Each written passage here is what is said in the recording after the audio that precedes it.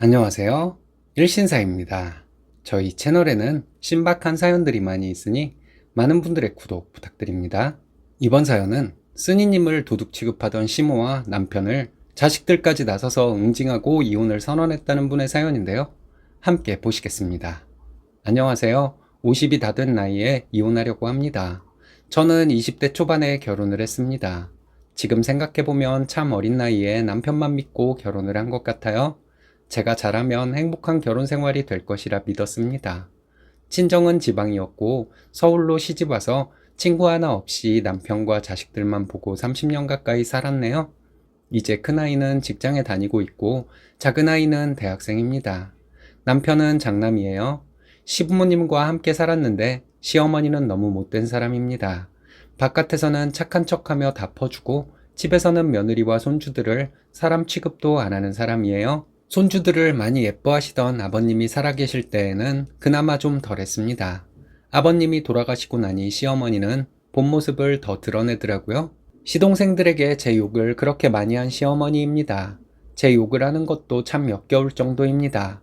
저희 네 식구 바람 쐬러 나가기라도 하면 저는 꼭 시어머니의 의중을 물어봤습니다. 어머니는 안 가시겠다고 너희끼리 재밌게 놀다 오라고 하시고는 시동생들에게 전화를 바로 해서 자기는 아파 죽겠는데 지들끼리 놀러 갔다고 거짓말을 하는 분이십니다. 이 비슷한 일들이 참 많았어요. 참느라 참고 살았는데 시동생들도 어이없습니다. 매일같이 하루에 몇 번이고 시어머니에게 전화를 합니다. 시어머니는 시동생들의 전화를 받고 시동생들에게 신이 나서 제 흉을 봅니다. 시어머니는 저희 부모님 욕을 한 적도 많습니다. 제가 너무 화가 나 있으면 남편은 저에게 조금만 더 참으라는 식이었어요. 제 여동생이 결혼하고 서울에서 시작했는데 시어머니는 저를 도둑년 취급하더군요. 제부도 좀 가난한 집 아들이라 제 동생이 좀 힘들게 결혼 생활을 시작했습니다.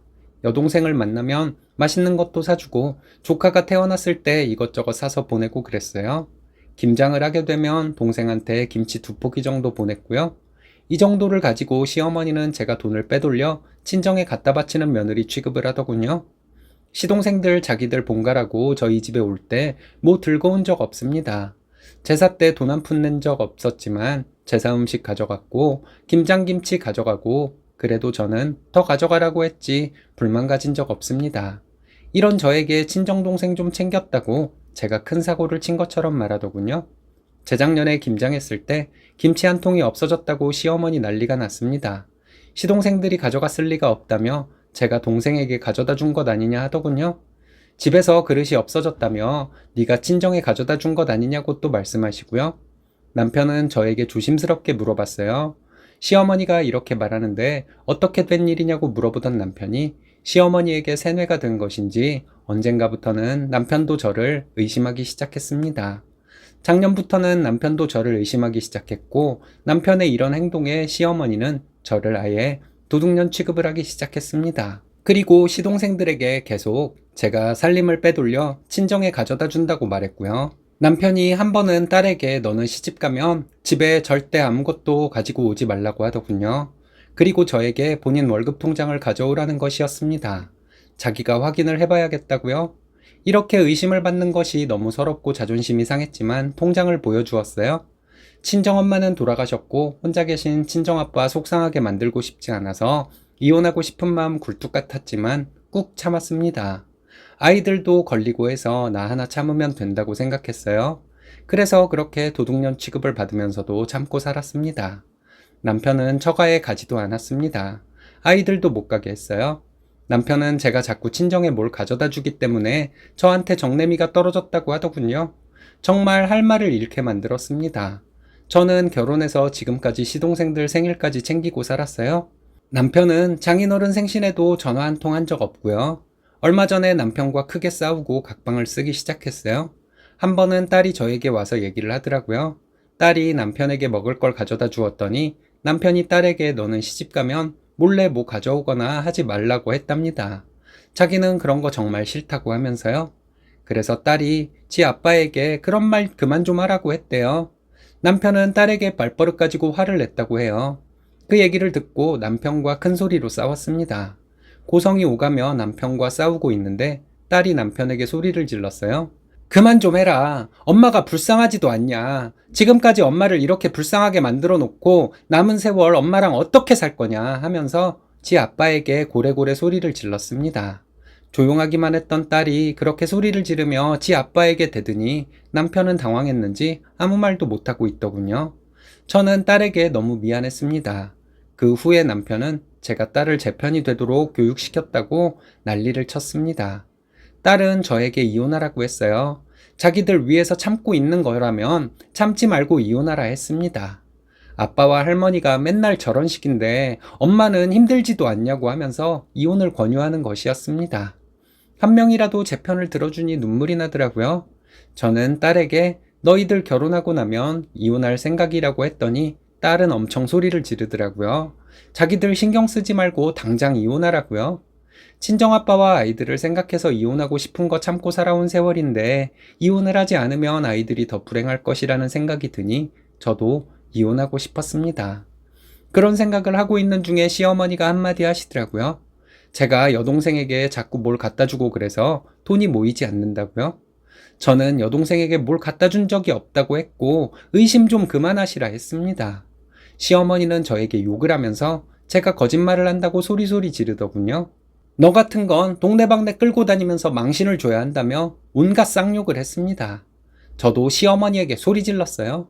이렇게 도둑년 취급받으며 못 살겠다고 했습니다. 다음날 시동생들이 집으로 왔더군요.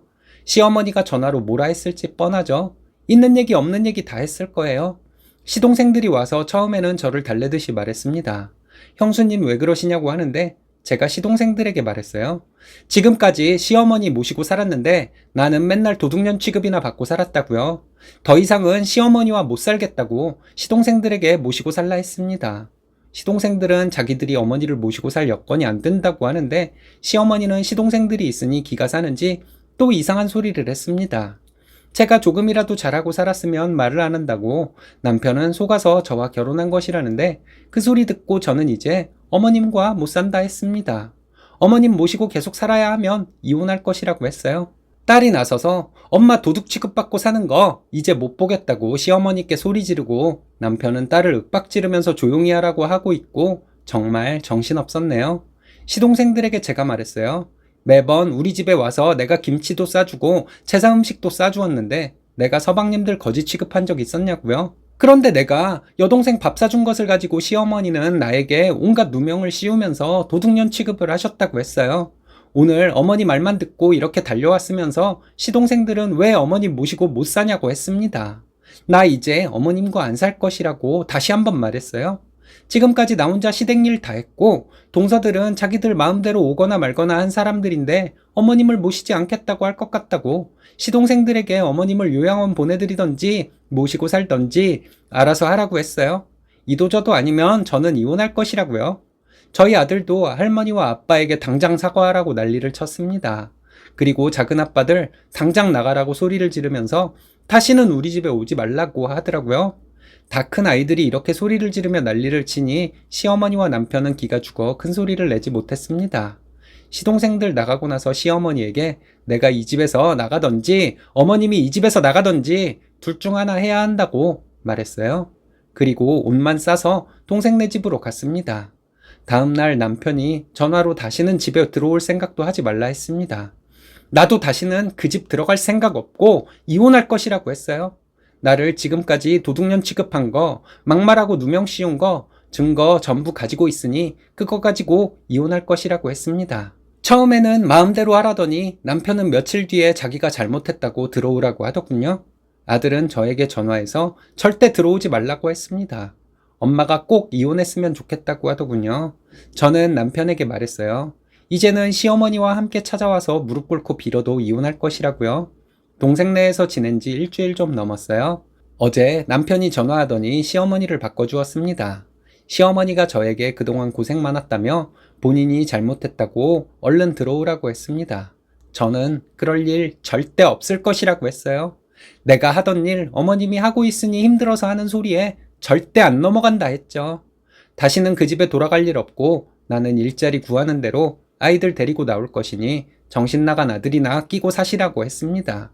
시어머니는 계속 미안하다고 하더군요. 목소리만 들어도 소름 끼친다고 말하고 전화 끊었습니다. 큰 소리를 치기는 했지만 저도 앞이 막막하기는 합니다. 하지만 어떻게 되던지 간에 아이들 앞에서마저 도둑년 취급을 받고 사는 것보다는 나을 것 같아요. 재산 분할이 어떻게 될지, 위자료를 얼마나 받을지도 모르겠지만 아이들도 제가 이혼하기를 바라니 저는 꼭 이혼을 할 생각입니다. 친정아빠가 많이 속상해 하실 거예요. 하지만 이제는 어쩔 수 없습니다. 바보같이 참고만 살아온 제 인생을 한심하다고 하실 분들도 계실 거예요. 제가 참고 사는 것이 여러 사람을 위하는 길이라고 생각하고 참고 살았던 거예요. 마음에 배기는 말씀은 자제 부탁드려요. 읽어주셔서 감사합니다. 오죽하면 자녀분들이 나서서 그런 말들을 쏟아냈을까요? 쓰니님과 자녀분들의 앞날을 응원하겠습니다. 힘내시기 바래요.